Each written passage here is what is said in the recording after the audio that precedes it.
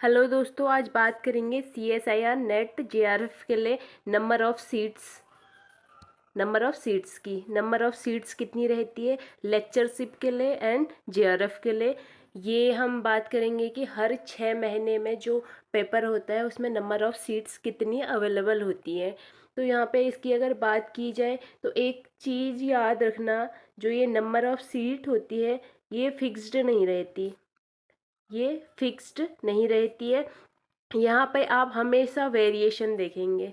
हमेशा क्या होती है, वेरी करती है। यहाँ पे हमेशा आप वेरिएशन देखेंगे, कभी थोड़ा ज़्यादा रहेंगी, कभी कम रहेंगी। अभी मैं आपको प्रीवियस डेटा दिखाऊंगी जिसमें आप कंप्लीट देख पाएंगे कि कब ज़्यादा होती है, कब कम रहती है और कितना वेरी करती है। इसमें हम पहले कंप्लीट CSIR नेट के लिए, यानी कि कंप्लीट CSIR नेट में CSIR नेट में जितने सब्जेक्ट होते हैं, जितने भी इसमें सब्जेक्ट रहते हैं सबके लिए देखेंगे। देन लास्ट में हम एक आइडिया ले लेंगे केमिस्ट्री के लिए सेपरेट से देख लेंगे। पहले हम क्या करेंगे, सारे सब्जेक्ट CSIR में जितने सब्जेक्ट आते हैं सबके लिए देख लेंगे, सबका कंबाइंड देख लेंगे। देन आफ्टर दैट हम एक लास्ट में केमिस्ट्री का आइडिया ले लेंगे। ठीक है, तो आगे बढ़ते हैं और देखते हैं नंबर ऑफ़ सीट्स जो प्रीवियस ट्रेंड है उसके अकॉर्डिंग। तो प्रीवियस ट्रेंड देख लेते हैं।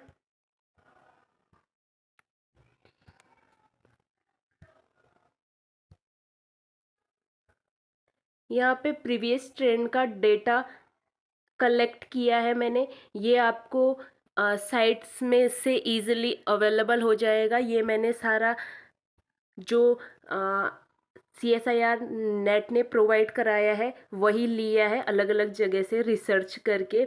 जो प्रीवियस ईयर है इन सब के लिए ले रखे हैं। ठीक है, यानी कि जून 2023, दिसंबर 2023 एंड जुलाई 2024 के लिए इनके अकॉर्डिंग एक आइडिया लिया है कि इसमें इतनी होनी चाहिए। नीचे वाली पूरी टेंटेटिव है, यानी कि ये एक आइडिया के अकॉर्डिंग बनाई हुई है, लेकिन ऊपर की ये जो दोनों है ये बिल्कुल करेक्ट है। ये मैंने CSIR के जो नोटिफिकेशन थे, CSIR ने जब रिज़ल्ट जारी किया था तब जो नंबर ऑफ़ सीट्स बताई थी वहाँ से लिए है। तो ये जो दोनों ऊपर के हैं वो बिल्कुल करेक्ट है, वहीं से लिए हुए हैं। आप वहाँ जाके देख सकते हैं और मैच कर सकते हैं, सारी जो इन्फॉर्मेशन आपको करेक्ट मिलेगी। ठीक है, अब यहाँ पे बात करें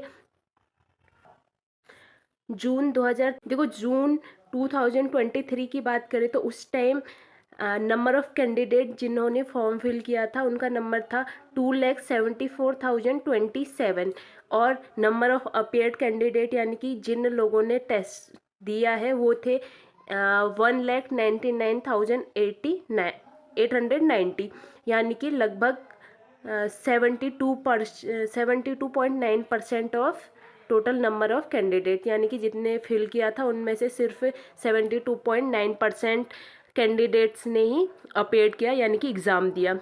उसके बाद यहाँ पे जो नंबर ऑफ़ सीट नेट के लिए निकली थी वो थी 4,155, यानी कि इतने लोगों में से 4,155 लोगों का LS हुआ था। और JRF कितनों का हुआ था, JRF हुआ था 4,499 लोगों का, लगभग 4,500 लोगों का JRF इस टाइम हुआ था। ये कब की बात थी, ये थी दिसंबर 2022 और जून 2023 का जो जॉइंट एग्ज़ाम हुआ था उसकी बात थी। इसमें मैंने सिर्फ जून 2023 लिखा है, लेकिन हमें पता है कि ये क्या था, दिसंबर 2022 और जून 2023 का कंबाइंड पेपर कराया गया था और दिसंबर 2022 में एग्ज़ाम नहीं कराया गया था। ठीक है, अब उसके बाद देख लेते हैं दिसंबर 2023 का। तो दिसंबर 2023 में 2,19,146 लोगों ने इसके लिए अपेयर किया था। देखो यहाँ पे नंबर लिखा है, 2,19,146 लोगों ने फॉर्म फिल किया था और अपेयर्ड स्टूडेंट थे 1,75,355, यानी कि इतने लोगों ने सिर्फ एग्ज़ाम दिया था। ये ऑलमोस्ट 80% था जितने लोगों ने फॉर्म फिल किया था उसके, यानी कि जितने लोगों ने फॉर्म फिल किया था उसके 80% लोगों ने एग्ज़ाम दिया था। अब यहाँ पे जो नंबर ऑफ़ नेट की सीट थी, तो नेट की जो सीट थी वो 3,632 थी, यानी कि लगभग 2.07% ऑफ अपेयर्ड कैंडिडेट का 2.07% लोगों को लेक्चरशिप दिया गया। उसके बाद नंबर ऑफ़ जेआरएफ की बात करें तो नंबर ऑफ़ जेआरएफ 3,356 लोगों को जेआरएफ के लिए क्वालिफाइड किया गया, जो कि 1.9% है किसका, अपेयर्ड कैंडिडेट का 1.9% लोगों को ही जेआरएफ दिया गया।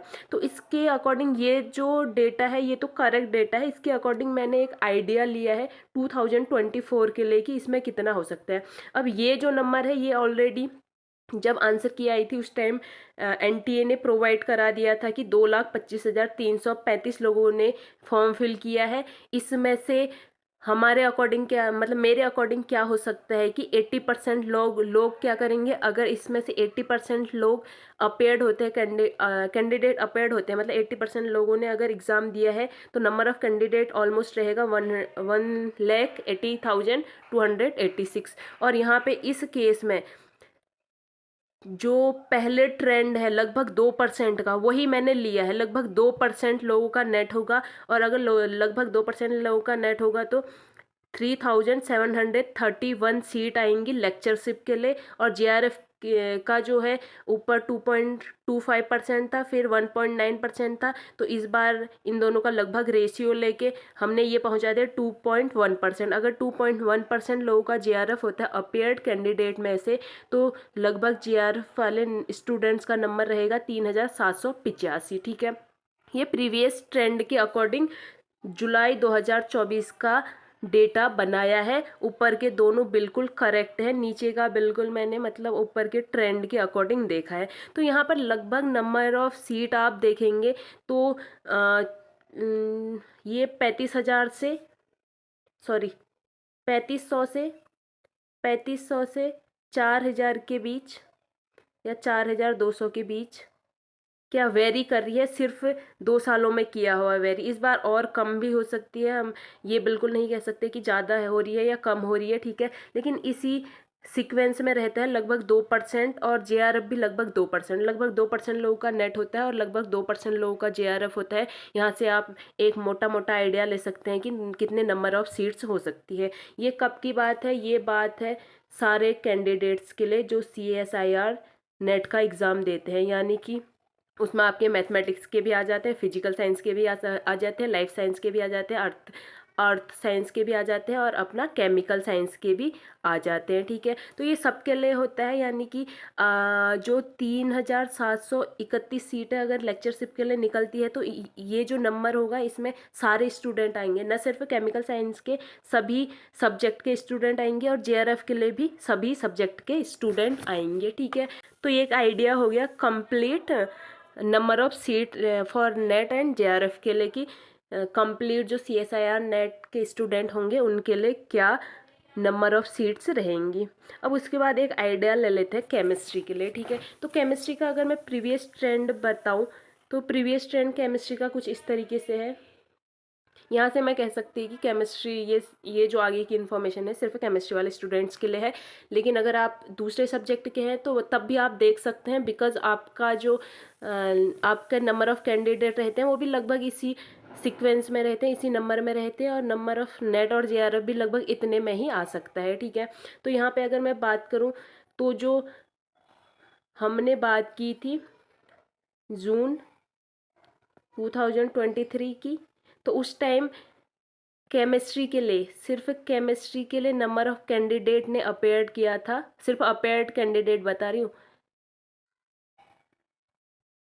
44,429 लोगों ने। ठीक है, ये आपका लगभग 22% था उन कैंडिडेट्स में का जिनने क्या किया था, अप फॉर्म फिल, मतलब जिनने CSIR नेट का एग्ज़ाम दिया था, यानी कि सारे स्टूडेंट, अर्थ साइंस के भी हो जाएंगे, physical science, mathematics, life science, सबका 22% लोग क्या थे, सिर्फ केमिस्ट्री के थे। ठीक है, तो फिर अगली बारी बात की करें, अगली बारी यानी कि दिसंबर 2023 का, तो दिसंबर 2023 में 40,272 लोगों ने क्या किया था, केमिस्ट्री का एग्ज़ाम दिया था। ये भी ऑलमोस्ट 22% था, 22 ऑलमोस्ट 23% था। ऑलमोस्ट 23% था किसका, टोटल कैंडिडेट का। लगभग CSIR के जितने कैंडिडेट थे उनमें से 23% केमिस्ट्री के ही थे, ठीक है।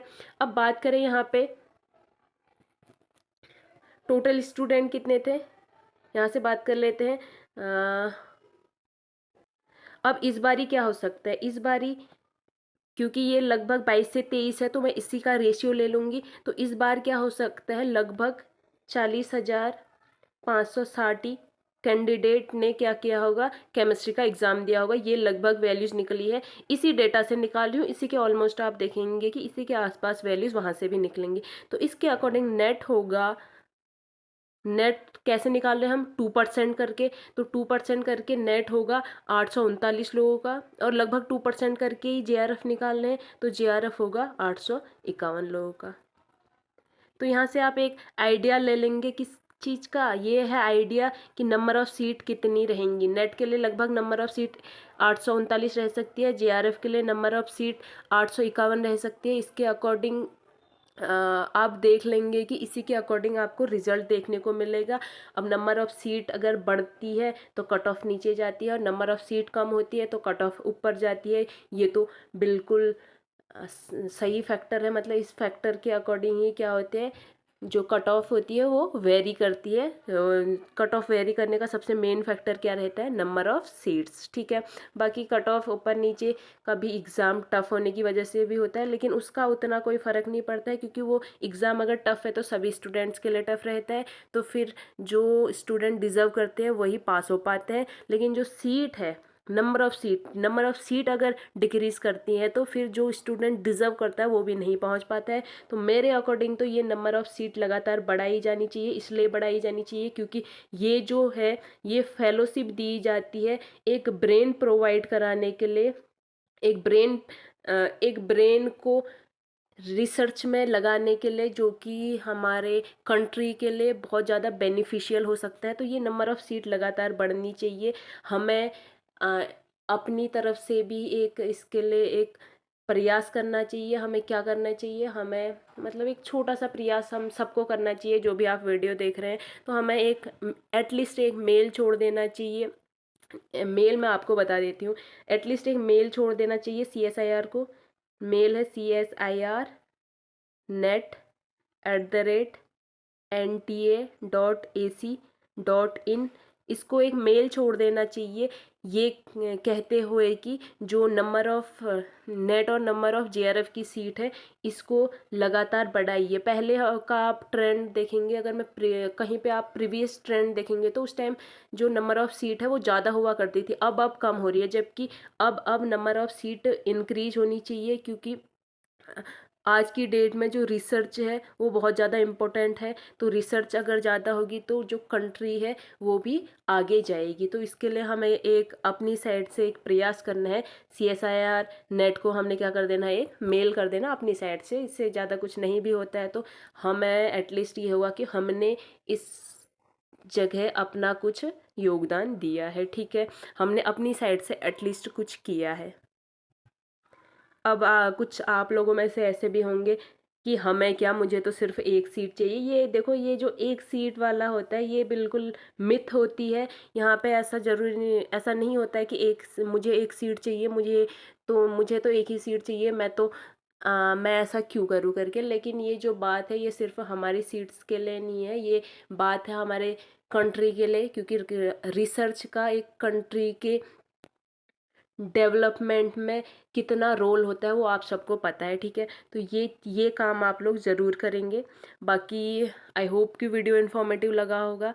आज के लिए इतना ही। Thank you so much. Bye bye.